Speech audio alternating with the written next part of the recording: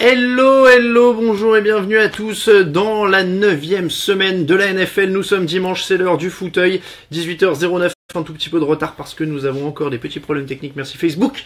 Raoul Villeroy est à mes côtés pour la première fois de l'année. Bonjour Raoul. Salut tout le monde, salut Alain. L'émission du dimanche qui vous est bien sûr présentée par Unibet, notre partenaire pour les paris en ligne sur la NFL. On va évidemment parler cotes d'ici la fin de l'émission. On va vérifier qu'on est bien en live et que tout se passe bien, qu'il n'y a pas de problème de réseau, qu'il n'y a pas de problème de wifi. On le souhaite, hein. Et là, je crois que visiblement on a été filmé même un peu avant parce que non, parce que tu t'as posé sur ton téléphone sur l'image. Posé au moment où t'as commencé. Ça marche.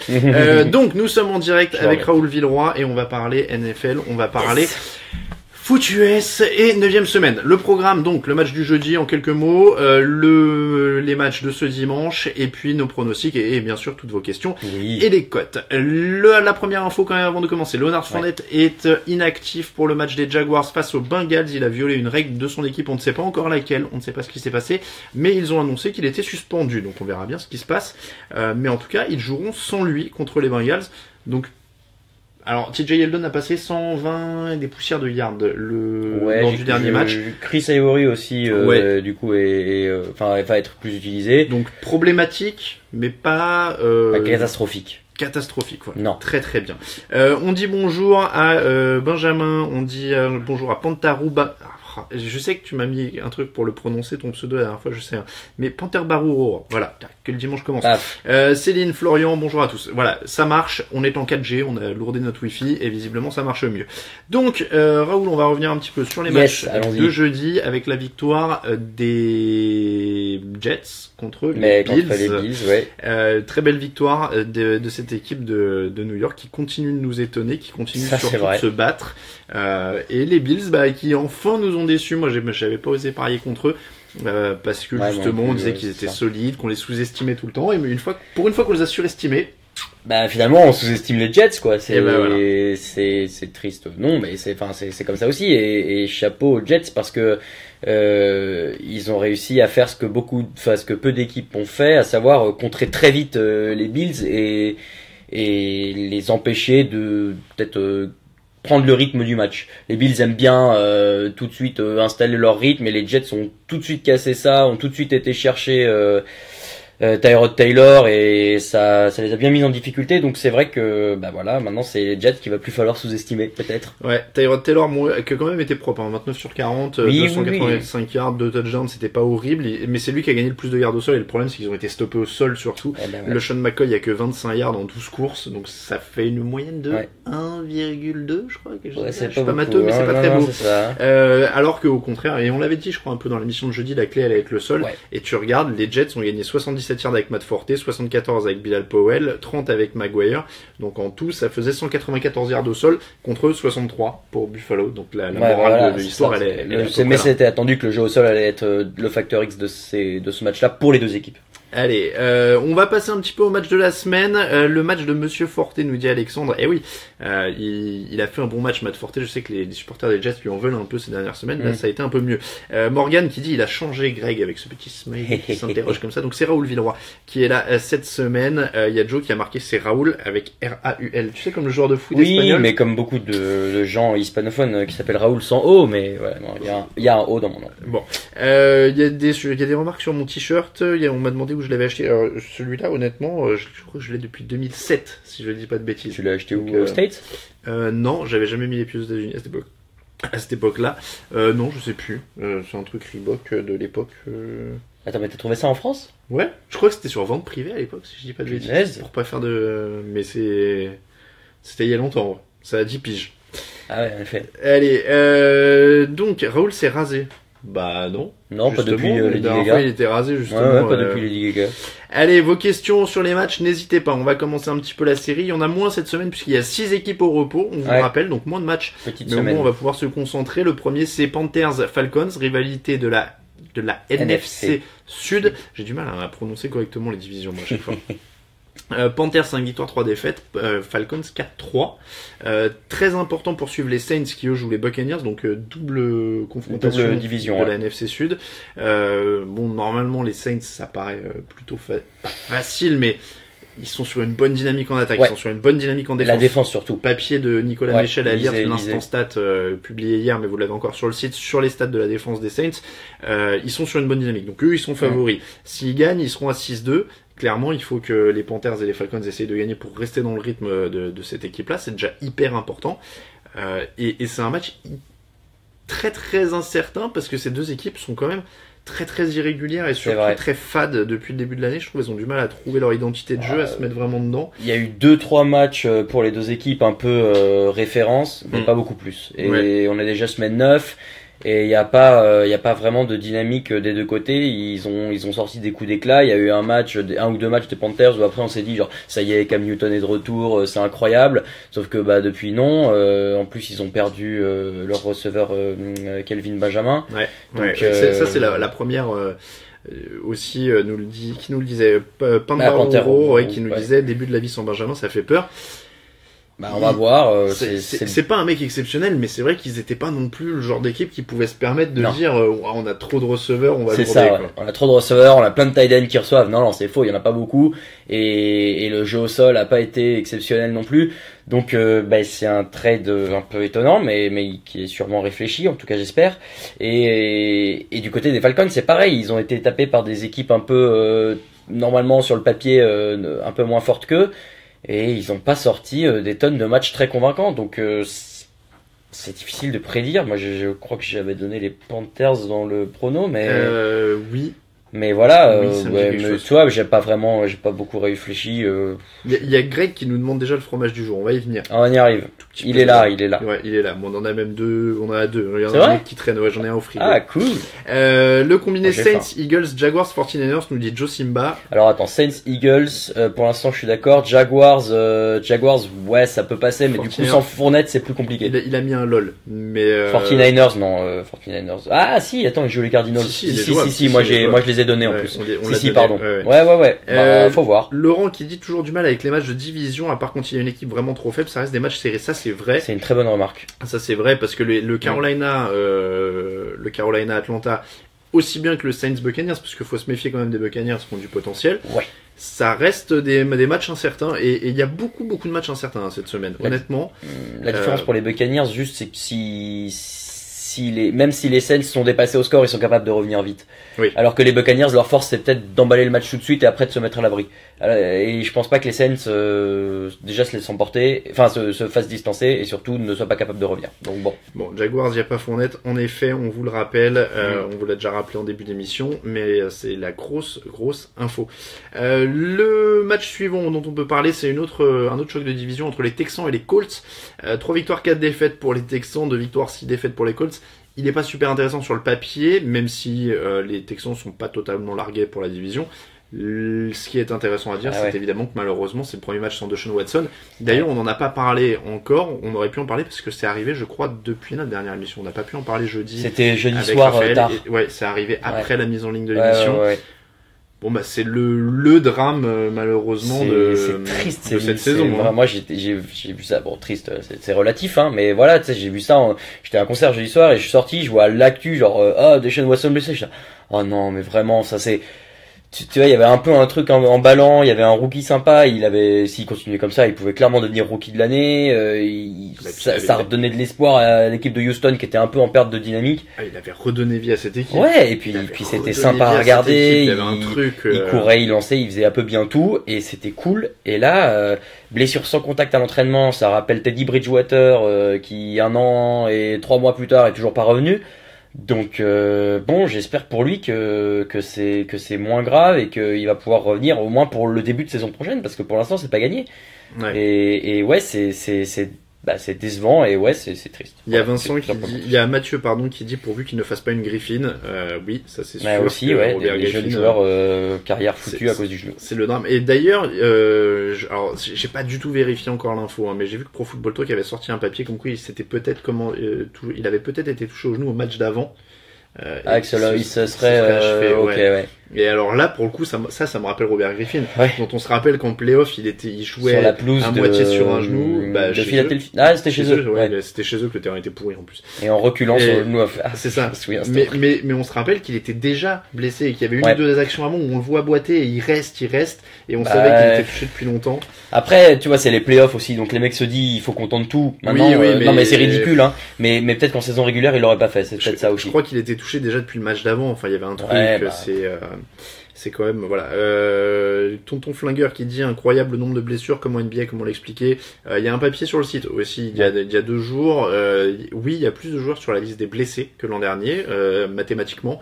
Il y a une part de malchance évidemment, parce que des ligaments, des choses comme ça. Après, il faudrait faire une étude large qui porte sur la formation des mecs, depuis combien de temps ils jouent, etc. Est-ce que cette année, c'est des mecs qui jouent beaucoup aussi? Parce que nous, on a plein de stars en tête. Est-ce qu'il n'y a pas eu des années, enfin, il faudrait essayer de voir le nombre de Pro Bowl joués par les mecs blessés, tu vois, un truc comme ça. Le papier de Sports Illustrated était bien foutu au sens où il expliquait qu'il y avait 8 joueurs qui étaient décrits comme face of the franchise, donc qui étaient le visage de la franchise. Genre JJ Watt. C'est ça. Et en fait, il y avait JJ Watt, Odell Beckham, Aaron Rodgers, Deshaun Watson, et il y en avait 8 en tout. Il y a Aaron Rodgers, on l'a dit. Je sais, Julian Edelman aussi, ça pouvait presque être dans cette catégorie. Il l'avait pas mis. Non, il l'avait pas mis. Il y en avait 8 et Edelman et Jason Peters qui étaient borderline. Mais il y en avait 8 dans cette catégorie-là. J'ai certains noms qui m'échappent. Mais donc, et il disait que pour ça. Si, Jay Cutler. Non. Ah bon? Non. Sa saison est pas terminée, il joue aujourd'hui. Ah putain, oui. Bon ok. Non, moi j'avais enterré Jay Cutler. Non, j'ai un trou sur les noms. Il y a Andrew Luck parce qu'il le compte. Ah oui, Andrew Luck, c'est vrai. Je regarde les équipes là qui jouent. Tennessee non, Baltimore non. David Johnson des Cardinals. Joueur offensif de l'année. T'as raison. Donc il est plus important maintenant. Eric Berry qu'ils avaient compté en visage de la franchise, parce que c'est vrai qu'il a une influence sur la défense. Qui est le visage de la franchise des Vikings? Je crois pas qu'ils aient compté Sam Bradford là-dedans. Hein. Bah non, mais après du coup ça pose la question de qui est le mais voilà, mais du coup il y en avait 8 et ça c'était plus que jamais que sur les autres années qu'ils avaient répertorié. C'est pour ça que ça nous choque autant cette année quoi. Et sur la liste des blessés, il y a 293 joueurs au 1er novembre et c'était 277 l'an dernier. Et les autres années, ces 5 dernières années, ça tournait entre 230 et 250 selon les années. Donc il y avait une hausse. Après ils expliquaient aussi par 2 choses.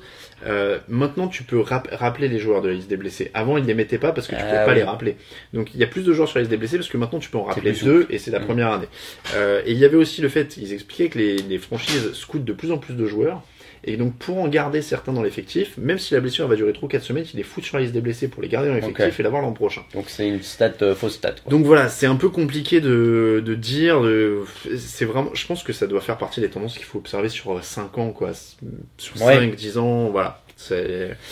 Guillaume qui nous demande, vous pensez quoi du trade des Hawks? Ça modifiera la ligne offensive dès aujourd'hui. Alors on en a pas mal parlé dans les émissions. On t'invite à rejeter un œil sur les échanges. On en a beaucoup parlé, mais clairement, moi je pense que ça peut pas leur faire de mal. Hein, de toute façon, c'est forcément bon pour eux. Hein, ça, Alain Wilson est-il le meilleur quarterback de moins de 30 ans, ou mettez-vous Luck car vous ne l'avez pas cité, nous demande Alexandre. Ça a fait beaucoup débat l'histoire du quarterback de moins de 30 ans, même sur Twitter et tout ça, on en a vu.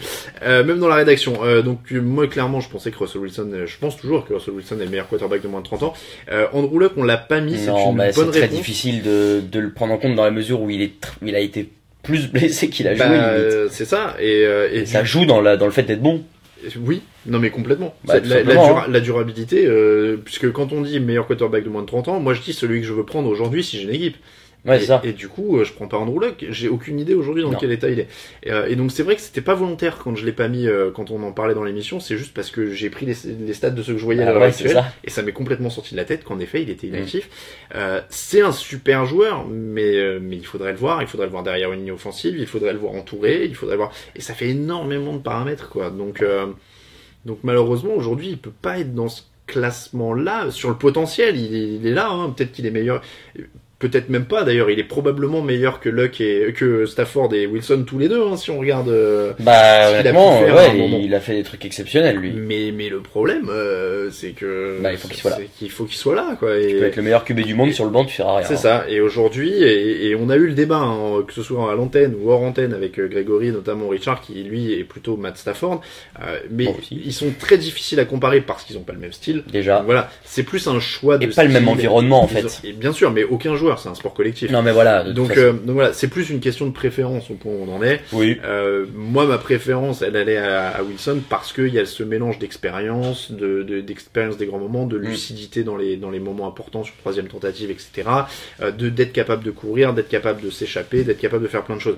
Après, en effet, Stafford est un meilleur pocket passeur. Voilà, moi c'est plus ça aussi. Mais alors, on va le dire une fois pour toutes, hein, mais j'enlève rien de tout ça à Wilson. Bien sûr. Wilson est largement numéro 2, 1,5 si vous voulez. Mais j'ai l'impression d'avoir traité Russell Wilson de quarterback tout pourri. C'est pas vrai, enfin, il est super fort. Alors, on a plein de questions. Alors, déjà, CK, les horaires des matchs ce soir, c'est quoi? C'est 19h. Ça reprend, les Américains sont passés à l'heure d'été. À l'heure d'hiver, pardon, cette nuit. Le coach Jets, dit Dimitri, et c'est Alain qui l'a dit, ouais, c'est moi qui l'avais dit, en effet. Parce que Sébastien disait, je vois bien Luck prendre la succession de Brady et vous. Ça m'étonnerait quand même. Non, ça m'étonnerait qu'ils aillent chez les Pats. Rival de conférence, enfin, je me vois mal, À voir, hein, Manning est bien parti chez les Broncos, qui était aussi un rival de conférence, donc pas aussi fort à l'époque. Oui, mais il était libre. C'est vrai. Il était free agent, Peyton Manning. Donc ils l'ont coupé. Donc ils avaient pas le choix. Ils avaient pas le choix. Alors il y avait une bonne question de Nathalie qui disait: bonjour, mon mari m'a fait découvrir le foot US avec l'équipe qu'il suit, les Ravens. Quel sentiment. Moi je préfère le jeu à la passe. Quelles équipes me conseillez-vous de suivre cette année, et historiquement quelles sont les équipes qui aiment ce jeu? Alors ça c'est une bonne question et ça vaut pour tous les gens qui découvrent la NFL. Comme ça c'est bien, on aime bien faire ce genre de questions là. Donc Nathalie aime les équipes qui jouent la passe. Alors je vais regarder un petit peu le classement. J'ai envie de dire les Chargers quand même. Alors toi t'es dur, c'est-à-dire que tu t'as lâché cette équipe qui t'a tout remonté jusqu'en enfer. Vrai. Ah oui, et t'es là à dire aux gens, ouais, supportez. Non, mais si elle aime le jeu de passe, non, moi je suis parti parce qu'ils ont déménagé, mais non, Nathalie n'écoute pas. Les Chargers, Philippe Rivers, c'est un très bon passeur. Oui, mais il est trop vieux en plus. Il est trop vieux. Mais il est en la retraite dans 3 ans max, donc on sait pas. Tant que ça, t'es fou. Moi. Oui, en plus. Alors, attends, moi je dis. Bon, pas les Jaguars en tout cas. On va prendre le classement. Steelers, c'est pas mal. Parce ça a été mieux. Il y a des voilà. Mais ça a été mieux. Et 2, Ben Roethlisberger est un peu sur la fin. On va essayer de lui trouver une équipe qui peut garder, tu vois, sur les. Pour 5-10 ans minimum. Les Rams. Je n'osais pas le dire tout de suite. Les Rams aussi, c'est des joueurs jeunes. Ils sont très portés par le jeu au sol, mais mais c'est complet. Oui, c'est complet. Et leur coureur star Todd Gurley joue beaucoup en sortie de backfield. En gros, il passe de coureur à receveur et on lui envoie la balle. Donc ça peut être intéressant. Les Rams, c'est pas mal. Ils ont un jeune coach qui est porté justement avec un système offensif où il aime bien qu'il y ait de la passe, etc. Ouais. Donc les Rams, ça peut être pas mal si tu aimes la passe, si tu aimes. Alors, au niveau des maillots, c'est un peu compliqué cette année, mais ça va s'améliorer dans 2-3 ans. Hein, et quand ils jouent en rétro, ça c'est beau. Y a rien à dire. Attends, on va quand même faire d'autres propositions. Les Chiefs, ça peut être pas mal. Maintenant, oui. Ça n'a pas toujours été le cas, mais c'est pas mal en ce moment. Si tu aimes vraiment la passe, les Patriots, ça me paraît. Ça, oui, c'est sûr. Évident. Puis Tom Brady, c'est souvent un argument qui plaît à la gente féminine. Ouais. Oh, si t'es dur. Moi, j'ai souvent entendu des gens dire, des jeunes fans me dire, j'aime pas le foot américain, mais Tom Brady, j'aime bien. Après, les goûts et les couleurs, tu vois, moi, si j'avais le choix, je serais plus Aaron Rodgers. Oui, non mais je donne ça comme ça. Moi je suis mal placé pour juger, mais. Et je me disais, Jared Goff, il y a un petit air avec toi, non, le petit côté blond. Ah peut-être. Maintenant que je l'ai vu, c'est vrai que je peux comprendre. Un petit truc avec toi. Donc si tu aimes bien Raoul, Nathalie, il y a Jared Goff aux Rams. Les Titans, non, les Bills, pas vraiment. Les Texans, ça aurait pu, mais en fait plus maintenant. Parce que pour le coup, là, il y avait 2 gros receveurs aussi, qui sont un peu des speedsters, des petites flèches là, qui partent tout droit, mais. Les Ravens, non, les Dolphins, non.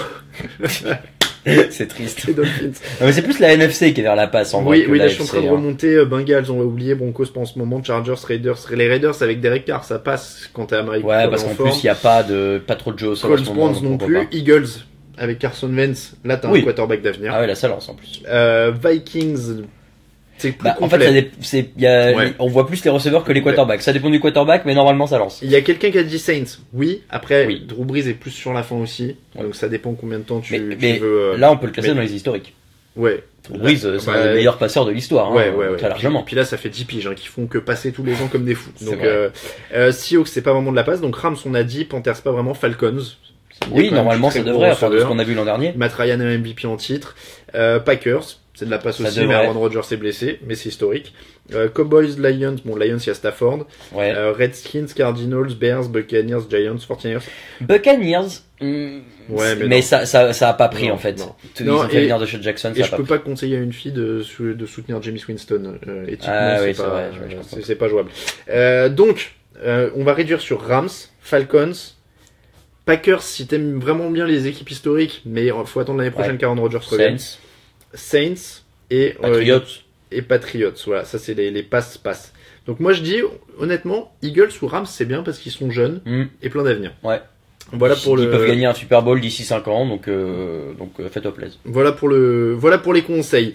Roderick qui dit Seahawks pas vraiment la passe pour l'interrogation, c'est sûr que les 15 yards accumulés la semaine dernière relèvent le niveau de jeu au sol. Oui, ils sont à la passe en ce moment, c'est vrai. Parce qu'il n'y a pas de course, mais quand il y avait Marshall Lynch, ils étaient contents de l'avoir. Hein. Culture de la passe ces dernières années quand même. Les Bears, 7 passes par match, nous dit Ojayo JD. C'est vrai. Ils n'ont pas de ballon de toute façon, les Bears. C'est vrai. Il y a Laurent qui dit un beau maillot des Steelers pour regarder le match le dimanche soir avec ton mari. Non, on va pas lui conseiller les Steelers, c'est un rival de division, on est pour la paix des ménages. C'est vrai. Constant qui dit Breeze est immortel. Il y a des gens qui plaisantent, qui conseillent les Browns, non. Ne faites pas ça. Voilà, bon, Eagles, pas faux, voilà, dit Mathieu. Donc on est pas trop mal, ouais, Benjamin qui conseille les Pats aussi. Les Lions reviennent aussi, oui, c'est vrai qu'on l'a dit tout à l'heure, mais Stafford est un vrai passeur aussi, donc, et le jeu seul des Lions, c'est pas incroyable. Bon, écoute, en tout cas, voilà, merci, Nathalie dit merci de votre réponse. Voilà, tu as tout. J'espère que tu as pris des notes. Eagles ou Rams? Moi je dis Rams dans 2 ans avec leur nouveau maillot. Ouais, et puis toi ça va, t'es pas trop parti pris. Non, pas du tout. Pas du tout, je suis totalement neutre sur cette question. Bah ouais, passons un petit peu à la suite des matchs. Donc Jacksonville contre les Bengals sans Leonard Fournette. Donc on a touché un mot. Pas impossible, plus compliqué. Non, oui, mais ça, ils peuvent toujours aller mettre le feu sur Andy Dalton. Il n'y a pas une grosse ligne offensive. Et oui, faut pas oublier ça. Eux, c'est les meilleurs sackers de la ligue. Donc, de toute façon, les Bengals ont passé une mauvaise soirée. Faut pas oublier ça, en effet. Les Saints contre les Buccaneers. Donc, on l'a dit, il va pleuvoir des passes sur la défense des Buccaneers. En plus, c'est à New Orleans, ils retrouvent leur dôme. Ah ouais. Donc, ça sent très mauvais pour les Buccaneers. On peut le dire tout de suite. Giants Rams. Tiens, justement, on parlait des Rams. Et là, Nathalie, si tu veux aimer les Rams, à mon avis, c'est le bon soir pour commencer parce qu'ils ont un match normalement qui est largement dans leur corde. C'est vrai. Face à une équipe des Giants qui est décimée. Et c'est fou comme ça change vite parce que c'était le match de l'an dernier à Twickenham et les Giants avaient éteint mais littéralement les Rams.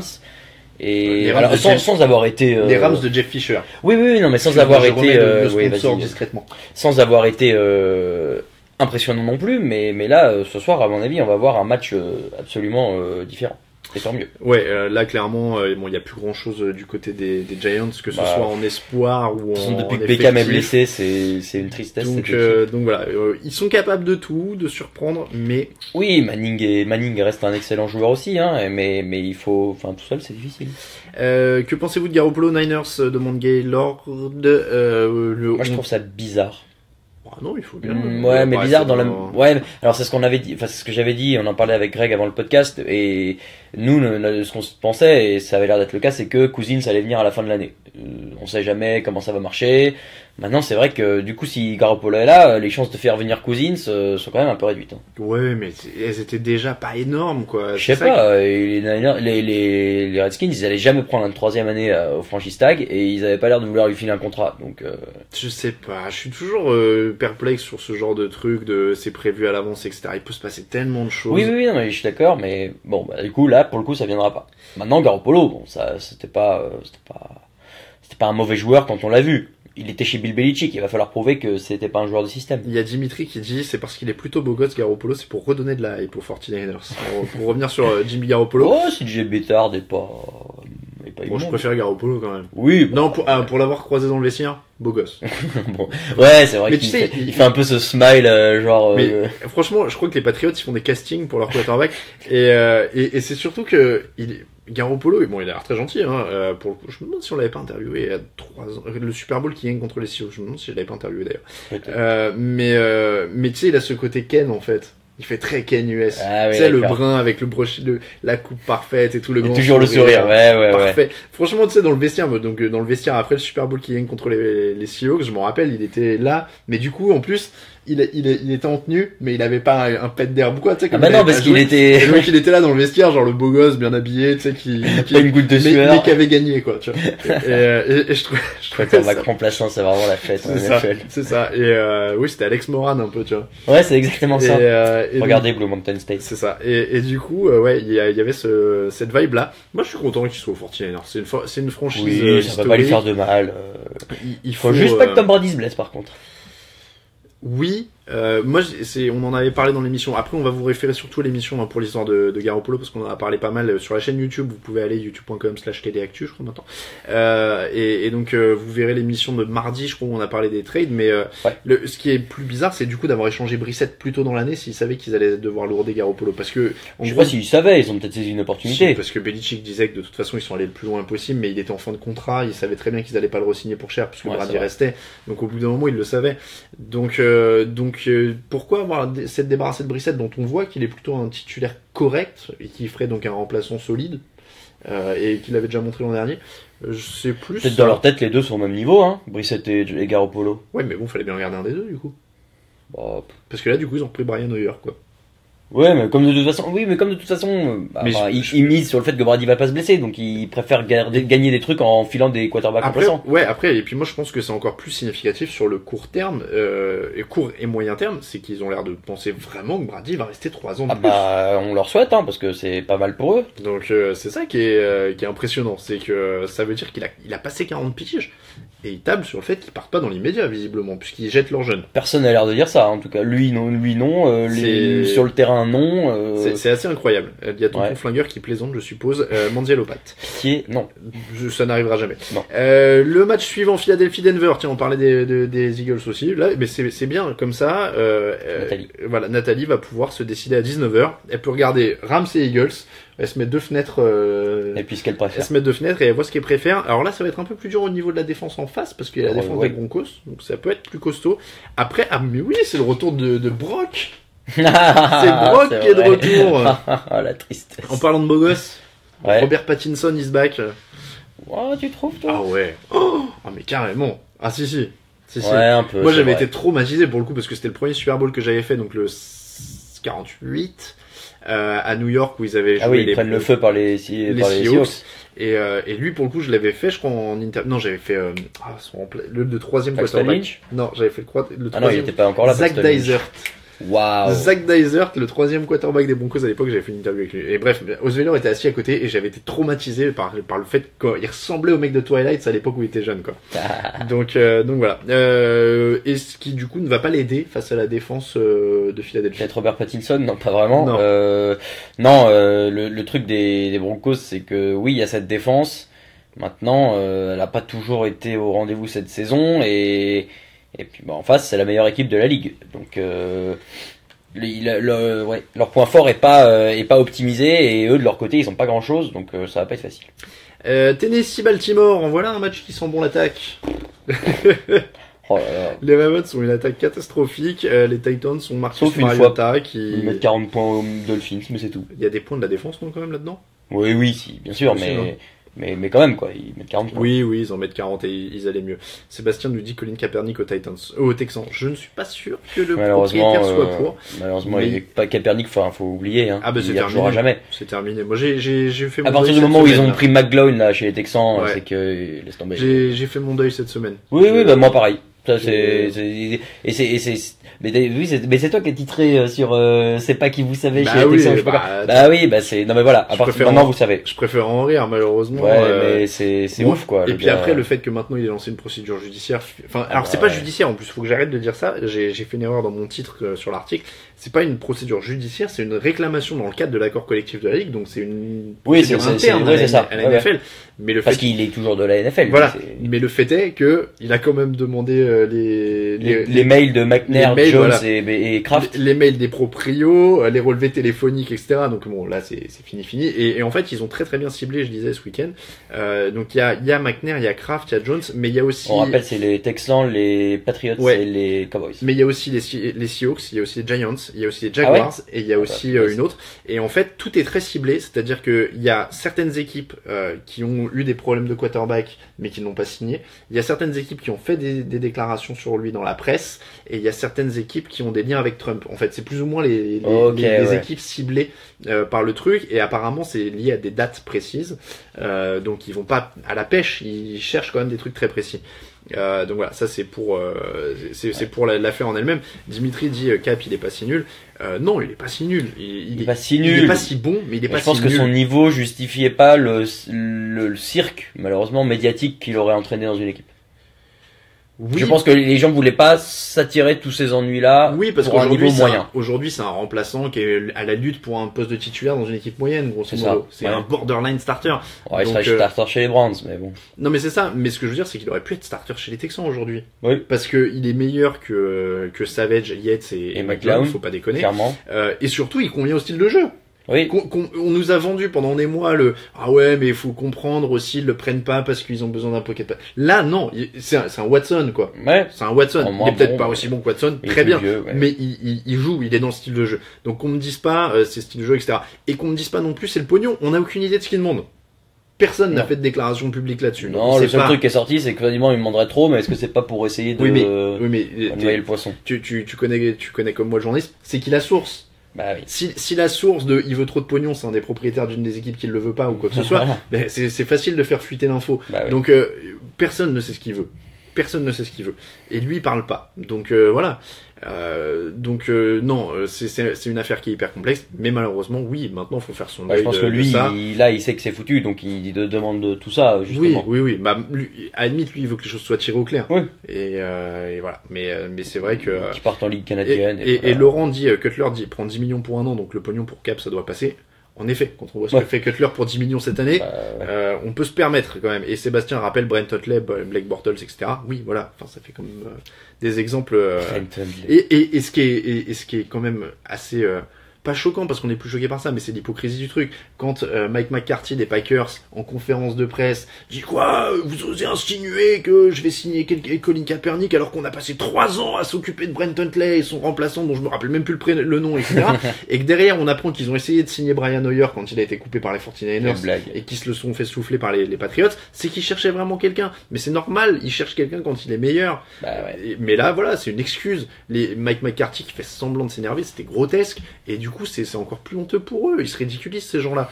Donc ils peuvent pas dire non, ils vont pas dire on n'en veut pas parce qu'il va foutre la merde. Ils peuvent pas dire de but en blanc on le prend pas parce que on a peur pour les sponsors, parce qu'on a peur pour les audiences, parce qu'on a peur de je ne sais quoi, parce qu'on a peur qu'il se fasse siffler ou quoi que ce soit. Mais c'est une hypocrisie totale quoi. Quand les Eagles ont donné une nouvelle chance à Michael Vick qui sortait de 2 ans de prison, etc. Il avait le droit à une deuxième chance, il avait purgé sa peine.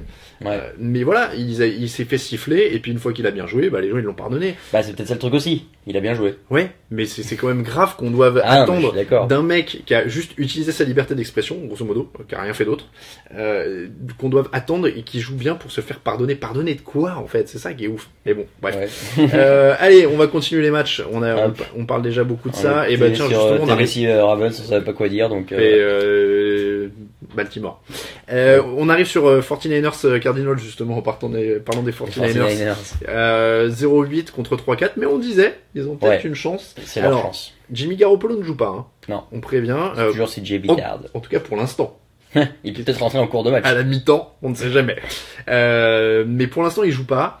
C'est un peu la déprime aussi les Cardinals parce que Carson Palmer n'est plus là, David Johnson n'est plus là, donc Adrian Peterson est leur leader d'attaque aujourd'hui.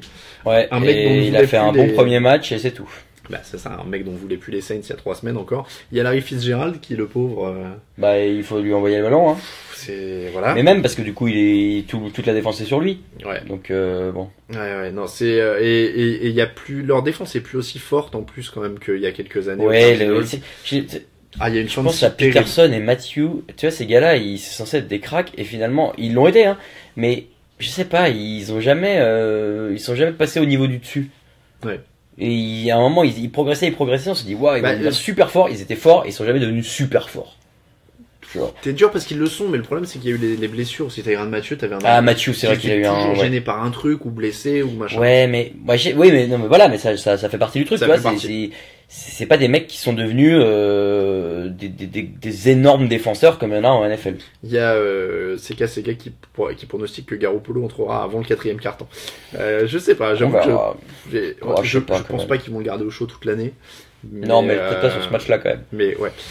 Seattle, Washington, ce sera sans qui est forfait? Qui j'ai vu tout à l'heure qui était forfait chez les Redskins? Jamison Crowder, qui est forfait, le receveur, qui est quand même une des cibles préférées de Kirk Cousins. Ils ont des problèmes plein la ligne offensive. Donc ça sent quand même très très mauvais à Seattle avec du bruit. Ils se sont entraînés en mettant les Guns N' Roses à fond. C'est bon ça. Pour se préparer au bruit. Welcome to the jungle. Ouais, mais je suis pas sûr que ça va les aider beaucoup. Ouais, je sais pas. Non, c'est les Redskins. C'est une équipe typiquement moyenne de cette NFL dans le sens où il y a un bon quarterback, un très bon quarterback, mais il n'y a pas grand chose autour. La défense est bonne, mais sans plus. Tout est dans la moyenne chez les Redskins. Donc face à une équipe des Seahawks un peu remontée avec maintenant une bonne ligne offensive en plus, normalement. Et alors il y a Paul, Damien et Sylvain, merci les gars, qui nous rappellent que Earl Thomas est forfait. En effet, j'avais complètement zappé, alors c'est moi qui ai écrit le papier ce matin. Oui. Ça c'est quand même important. Parce qu'on a vu que l'an dernier, il y avait un avant et un après Thomas. C'est catastrophique. Ouais. Maintenant, sur un match, bon, ils peuvent peut-être se débrouiller pour tenir.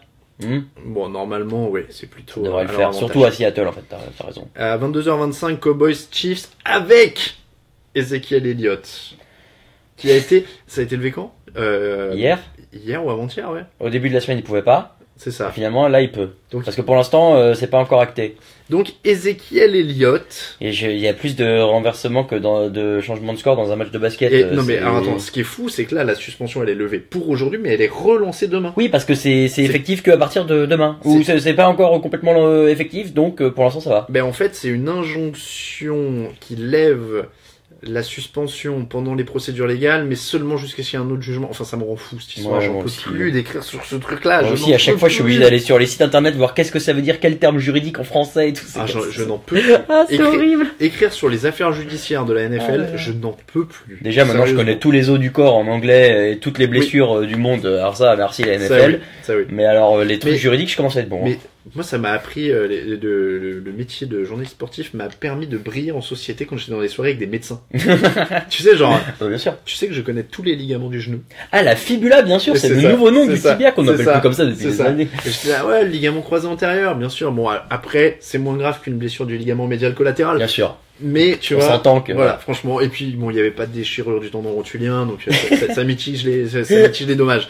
Et là, les gens te demandent, mais tu fais quoi comme métier? C'est ça. Je te jure, c'est vraiment pas mal. C'est vraiment pas mal. Ouais. Ça permet d'en apprendre beaucoup. Bon, en tout cas, donc Ezekiel Elliott est là, il va jouer quand même les Chiefs de Kareem Hunt, Alex Smith, etc. Ouais, mais de Kareem Hunt, Alex Smith, qui ont du mal maintenant. Petit match, ces dernières semaines, ouais. Ils ont perdu deux rencontres, ils ont gagné le dernier, donc ils se sont repris. Ils sont dans le dur et Dallas, moi je continue de les voir comme un prétendant possible en NFC, donc je crois. Il y a Dr Justice qui dit fibula égale péroné. Ah oui, c'est péroné, oui, j'ai dit tibia, pardon. Ah oui, non, c'est le nom du péroné. Oui. Pardon. Oui, dans le tibia a gardé son nom. Je sais pas pourquoi si tu veux briller, Dr Jubaï, plus avec un nom comme Dr Justice, alors là. Ah ouais, merci, excusez. Mais alors attends, Dr Justice, précise-nous dans les commentaires, du coup ça veut dire que tu es docteur ou avocat? Oui, tu vois, docteur. Peut-être médecin légiste. Ouais, mais oui, non, mais c'est ça. Je voulais juste savoir si c'était rapport avec le médical ou la justice, du coup. Docteur, ça peut être un titre. Tu sais, en Allemagne, si tu fais un doctorat, on t'appelle docteur toute ta vie. Donc. C'est vrai. Constant dit à 20 ans près, tu aurais pu postuler dans un rôle dans l'urgence. C'est grave. Avec Georges Clooney, on aurait été prêt sur les termes. On est pas mal. On va terminer quand même les matchs. Donc, il en reste que 2, 3. Il reste Dolphins Raiders, qui est pas un match fou quand même pour le match de la nuit. Hein. Non. Avec le retour de Jay Cutler et ils s'attendaient pas, ouais. Je pense qu'ils s'attendaient pas à ce que ce soit aussi terrible en début de saison. Mais il y a une meilleure dynamique chez les Raiders depuis 2-3 matchs. Docteur Justice nous dit je soigne l'injustice. C'est beau. Force à toi. On va rester sur ce mystère, mais c'est bien. Ça fait super héros. Ouais, c'est vrai. Non, les Riders m'ont l'air plus capables de gagner sur un match Raiders en comme all ça. caps, dit Tonton Flingueur. Oui, il y a un truc de toute façon qui va pas vraiment avec l'attaque de Miami. On va voir Sanjay Ajayi, parce qu'on n'en a pas parlé, mais ils sont en plus Sanjay Ajayi. Oui, c'est vrai. Donc on va voir ce que ça donne au sol. Mais, Mais du coup, il va jouer Ajayi chez les Eagles? on n'est pas sûr encore. Mais Ça je serait pense marrant, qu'ils ça. vont commencer à lancer, À le lancer un intégrer peu, par ouais. petite dose, ouais. Guillaume demande c'est quoi le gage pour le perdant des pronos. Je n'en sais rien, mais je sais qu'on va se le disputer visiblement. Ben, on va voir. Parce qu'on est tous les deux très bas. C'est pas parti. Tuc. Donc il nous reste Auckland pour tous les deux. Et puis le match du lundi, ce sera Détroit Green Bay, qui aurait pu être superbe avec l'ami Sans Rodgers. Rodgers. Mais là, du coup, ça va être compliqué pour Green Bay, qui est vraiment faible offensivement avec Brent Hundley. C'est peu de le dire. On va passer au paris sportif, messieurs, dames, et au paris C'est avec là où faut une écrire bête. là-dessus. Bah ouais, c'est là. Ah oui, c'est Oui. vrai que toi tu débarques. Ouais, moi j'avais fait. C'est le moment Et où... quand est-ce qu'on mange dans cette émission? Moi j'entends toujours qu'on mange. Mais finalement, on mange pas souvent à l'antenne. On en Ah parle et en général, on présente le plateau à la fin. Ah, ok, d'accord. Donc, Ah ouais, donc ça veut dire que... parce que moi je peux pas rester très longtemps après, donc je vais pas pouvoir manger beaucoup. Voilà, non, il faut... Un peu choqué. déçu. Non, on mange pas trop à l'antenne en général. Ouais, non, bon, c'est vrai que c'est pas très pro. Allez, les pronos et les cotes de la semaine, c'est avec donc Unibet évidemment, notre partenaire. Est-ce qu'on doit faire comme dans cette superbe émission où on annonce comme ça, en retournant, tu te souviens, le maillon faible, quand on annonçait les gens qu'on voulait C'était virer? pas mal. Allez, je te laisse choisir une cote. Tu les as devant les yeux. Ça a un petit peu bougé depuis la dernière fois qu'on s'est vu. Oui, J'en ai une qui est pas mal. attends, Je moi je crois pas regarde. qu'on l'ait donné dans Les l'émission. Ravens à 2,15? Les Ravens de 15, c'est pas On mal. l'a donné, non? Il me semble que Raphaël a dit qu'il voulait faire ça. Oui. Les Niners à 92, c'est pas beaucoup, mais c'est les Cardinals favoris de ce match, donc pourquoi pas. Je vais t'en trouver une bien. Cette nuit, Attends, je vais noter Non. proprement pour les mettre les unes au-dessus des autres. Alors attends, pendant que tu décides, parce qu'on Mais attends, faut pas que je regarde, moi, du coup. on sent que t'es Ah bah voilà, on sent que si, t'es c'est- rookie. Ouais, ça y est, j'y suis. Donc j'en ai trouvé une le premier. Je vais vous donner. T'écris bien, dis donc. Les Bah, il Chiefs. faut. Mais ouais, les Chiefs à 2 bonnes cotes contre les Cowboys. Moi, je pense que les Chiefs ont largement de quoi d'aller chercher celui-là. Donc les Chiefs à 2 pour moi face. En parlant de manger, Alain, connais-tu le Thermomix? C'est quoi? Si, c'est les un espèces robot. de robots qui Ouais, font c'est un tout. robot. Ouais, mais ça fait vraiment tout. D'accord. Moi, je j'ai- connais deux noms, mais J'ai essayé de m'entraîner à dessiner un pouce avant l'émission, mais j'ai raté, donc je le ferai pas. Mais sachez que je fais un pouce sur mon truc. vas-y. Parce que moi j'ai choisi les Carolina Panthers à 2-5 contre les Falcons. Voilà, Pas mal. j'ai dit que c'était jouable. Match de division, c'est risqué comme pari, hein, c'est sûr, Ouais. mais le jeu peut en valoir la chandelle. 25%, 27% des gens ont choisi les Panthers sur Unibet pour te situer. C'est risqué. Et alors moi je vous ai donné les Chiefs à 2 et sachez que 61% des joueurs ont pronostiqué les Chiefs en plus alors qu'ils Ça, ont c'est la plus beau. grosse cote. C'est vrai, ça. Les Dolphins sont à 2,15 contre les Raiders. Ouais, non. Moi je parie pas sur les Dolphins. Et attends, il y en a une qui me plaisait bien. Les Broncos sont à 3. Du coup, les Colts à 2,70, Les Broncos à 3, il est pas si fou que ça. non, c'est vrai. Mais les Broncos les Colts à 2,70 Contre les face aux Texans qui sont du coup sans privés de Deshaun quarterback. Watson. Ouais, c'est pas idiot. Hein. C'est pas idiot. C'est vrai qu'on en a pas parlé dans l'émission à ce moment-là parce qu'ils avaient Deshaun Watson.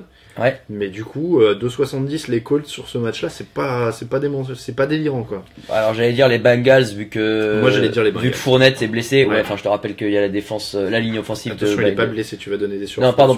Il est suspendu. Il est suspendu. En revanche, il y a la ligne offensive des Bengals qui est terrible et en face il y a le meilleur pass rush de la ligue. Donc bon. Alors attends, j'essaie de trouver un rapport qualité-prix pas mal, tu vois, mais il y a les 49ers à 1,92 qui sont pas qui sont pas fous du coup hein, contre. Comment se fait que les Titans soient favoris du match contre les Ravens?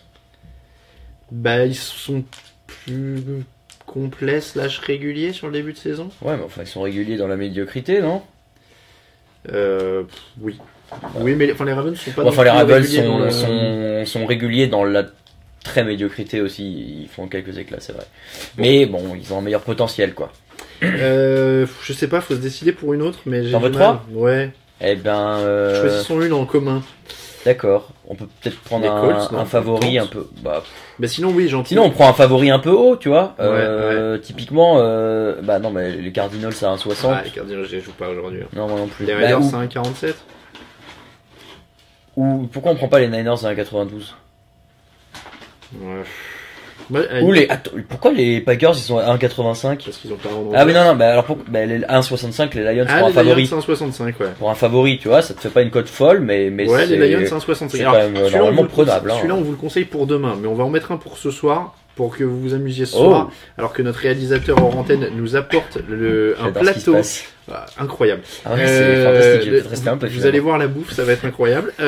Moi je dis les Raiders, c'est un 47. Comme ça t'adoucis tranquille contre les Dolphins. Un 47, y a pas mieux? Non, bah non, t'as raison. Un 47, ouais, c'est rapport, la meilleure pour les favoris qu'on n'a pas pris, donc. Alors, on va dire Raiders. J'écris mal. Raiders ça va. à 1,47. Oui, non, bah là, tu vois, il suffisait que tu me dises ça va, et du coup, je fais une embrasure. 1,47, mais j'écris de la main gauche, mais.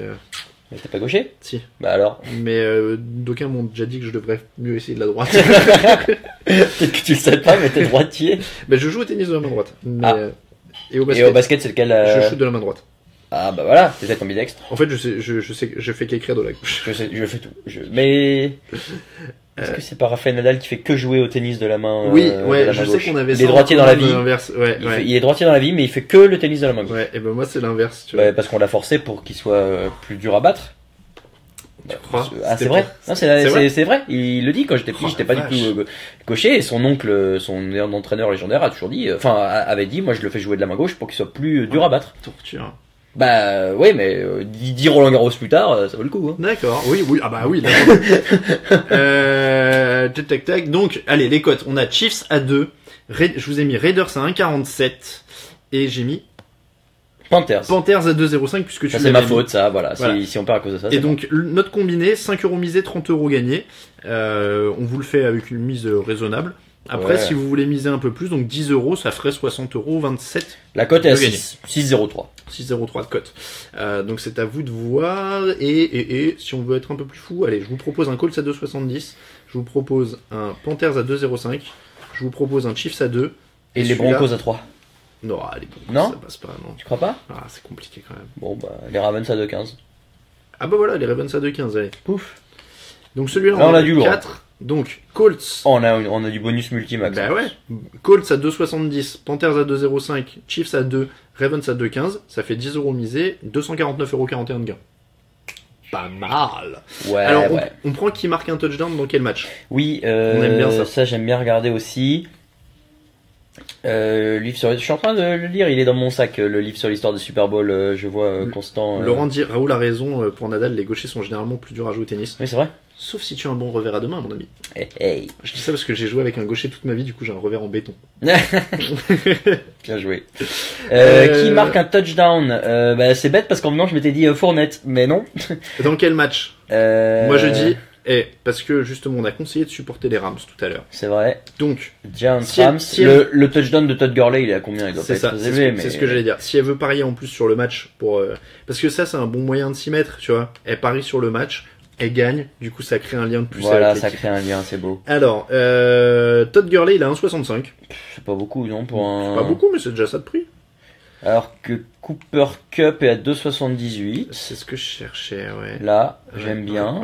Cooper Cup, le petit rookie des Rams qui s'intègre bien dans cette équipe. Tavon Austin à 3,60 qui sort sur une course du backfield, un truc chelou, il serait capable de le faire. Peut-être. Même si bon. Tu peux parier sur plusieurs. Eh bah écoute. Attends, mais là t'es en train de rajouter à ton. Je les ai ajoutés à mon combiné. Ah ouais, oula. Attends, je les ai ajoutés. Non, je les non, ai pas. Tu peux pas parce que. Pas le combiné, pardon. Ouais, tu peux pas combiner ces trucs-là. Il est dans mon coupon, mais il est pas en combiné. J'ai rien dit. Non, mais Cooper Cup à 2,78. Ouais, Cooper Cup, receveur des Rams, c'est pas une mauvaise idée.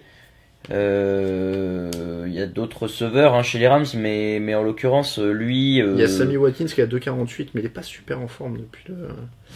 Ouais, c'est ça. Et puis c'est peut-être pas son go-to guy dans la end zone. Non, mais un petit Cooper Cup. Allez. Un petit Cooper Cup. Il est 56. On va remercier Unibet évidemment. On va manger surtout et on va terminer avec 4 minutes de questions. J'ai vu que vous aviez mis plein de messages. Vous étiez très nombreux ce soir. On vous remercie. On n'a pas eu de problème technique sur la fin, donc tant mieux. C'est bon. On peut parier un touchdown défensif, nous dit Florent. Je ne sais pas si Unibet propose. Non, je crois pas. Non, je crois pas qu'il y ait de. Non, je crois pas qu'il y ait de touchdown défensif. En tout cas, on remercie donc Unibet, notre partenaire pour cette émission et pour vos pronostics, évidemment. Les questions, Alain classé à l'ATP, demande Jérémy. Pas encore. À l'ATP, non. T'es classé combien? Bah je le suis plus, mais j'étais 15-5 à l'époque. Non, c'est pas si mal. Bah ouais, oui, c'est bien quand même. Non, c'est bien. C'était mental que ça... Ah bah c'est souvent là. Hein. Ah mais c'est très français comme. Mon fait de gloire, c'est d'avoir mené. Mon fait de gloire, c'est d'avoir mené 6-1, 1-0 alors que je jouais un 15-1 une fois. Et on s'est engueulé sur parce que tu sais l'auto-arbitre. Bah oui, bien sûr. On s'est engueulé et derrière donc je mène 6-1, 1-0 et je prends 1-1 sur les 2 derniers sets quoi. J'étais un tout petit peu sorti du match car on ne dirait pas. Mais sachez que j'étais pas tout à fait du genre calme sur les terrains de tennis dans ma jeunesse. Mais toi, t'es plutôt bon perdant de manière générale, non? J'étais. Oh là là. Moi, je le sais parce que j'ai déjà vu Alain Mathieu j'étais devoir dans des situations où il devait gagner et ça se passait pas bien quand c'était pas le cas. J'étais pas tout à fait du genre bon perdant en effet sur un terrain de tennis. Vous voyez quoi comme match de base en football avec Match base, ça doit être un terme que j'ai pas. Ah ouais, excusez-moi. Match base, je sais pas ce que c'est. Allez, les pronos avec handicap, nous demande Laurent. Allez, on peut finir. C'est quoi les pronos avec handicap? Alors tiens par exemple, je vais prendre le Giants Rams. Le vainqueur, mais avec la marge. Ah oui. Attends, parce que il y a des matchs peut-être plus larges. Ouais, ou plus serrés justement. Plus serré. Non Qu'est-ce que j'ai pas trop regardé, mais quelles sont les cotes Falcons Panthers. Ouais, ça peut être un match serré, tu vois, à part un touchdown ou moins. Genre les Panthers ont un touchdown ou moins. Je l'ai pas sous les yeux. T'as pas écart entre les équipes là? Ah oui, pardon. Bien joué, merci. Mi-temps résultat du match. Hop. Non, mais c'est ça là, oui. Oui, c'est ça, pardon. Carolina ne perd pas de 2 ou moins. Ne perd pas ou perd de 2 ou moins. C'est à 1,75 et la cote de base elle est à 2,05. Vous rassurez un peu quoi. Ouais, c'est pas mal en 75. S'ils perdent de serré ou s'ils perdent pas. Mais bon, tu perds de 0,3 de cote. Allez, voilà pour cette émission. N'hésitez pas si vous avez quelques questions. Je vais remonter un petit peu parce que c'est vrai qu'on a loupé pas mal de commentaires. Le livre est-il sur la boutique TDA? Non. Non, mais vous pouvez le commander. Un CMS édition 64, je crois. C'était et on les remercie évidemment. On aura un autre bouquin à vous faire gagner mardi. Bah voilà. Ne ratez pas. Cool. Et il est super. Et si vous êtes si vous m'avez suivi, si vous me suivez sur Twitter, vous l'avez déjà vu. Tac. Camembert. Ah bah oui, c'est ça qu'il faut faire. Ah bah oui, le goûter. Oh, alors attention, je vais essayer de pas trop pencher. Pourquoi? Attends, je veux pas en renverser en fait. Je tiens. Je veux pas en renverser. Qu'importe. On a de la mimolette. On a un. Oh, j'ai un trou sur le nom. Du parmesan? Non, c'est un cheddar vieux, je crois. Un gouda. Un gouda. Gouda, nous dit-on. Non. Non, c'est pas un gouda, mais non, je sais plus. Bon, bref, c'est un truc vieilli qui est très bon. Il y a des poivrons, il y a des cornichons et il y a des Chris Pauls. Ouais. Moi, c'est mon goûter, c'est mon go-to goûter, mimolette Chris Pauls. Parfait. Voilà, mais j'ai un trou sur le. Je deviens fou, c'est pas grave. Mais non, c'est un cheddar vieilli. J'ai un trou. Bref. On est en train de vérifier en coulisses. C'est bien cheddar vieilli. Merci à notre réalisateur. Donc on a. J'adore les poivrons aussi. Bah vas-y, fais-toi plaisir. Ouais. On va remettre ça là. Hop là. Donc on vous souhaite un très bon match, nous on a déjà notre plateau. 2 très bons matchs. Enfin, plein de très bons matchs toute la nuit. Et on vous remercie évidemment de nous avoir suivis. On remercie Unibet qui sponsorise cette émission. Il est 19h pile poil, c'est l'heure de vous laisser pour le match. Est-ce que notre réalisateur peut couper s'il vous plaît? Comme ça tant qu'on a quelqu'un de plus dans la pièce, on en profite, ça évite d'avoir quelqu'un d'avoir à bouger, on peut manger comme ça. On vous remercie beaucoup, on vous souhaite de